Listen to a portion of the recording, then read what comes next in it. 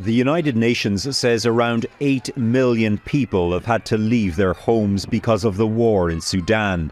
Almost 2 million of them have fled the country altogether. It's quite shocking to see how a country that used to be a beacon of hope for the continent has just become, an apocalyptic catastrophe, really. Mathilde Vu works with displaced people in Sudan.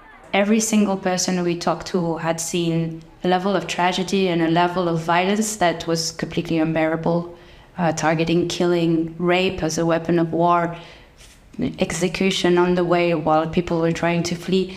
These are so common. Alongside violence, the UN warns of catastrophic hunger. It says it has just a fraction of the funds it needs to help the almost 18 million people experiencing acute food insecurity. The warring sides are accused of blocking aid from getting to those most in need.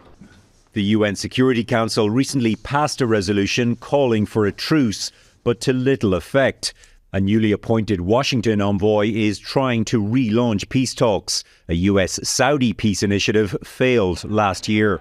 It's because there's no incentive to actually resolve the conflict absent complete domination, absent complete victory, mostly because it's an existential war now. For almost a year, two former allies have fought a war essentially about power and money.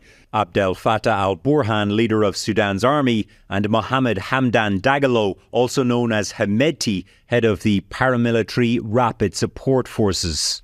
Like all wars in the African continent and all wars generally, external actors play a really disproportionate and important role. The army is supported by neighbouring Egypt and reportedly by Iran.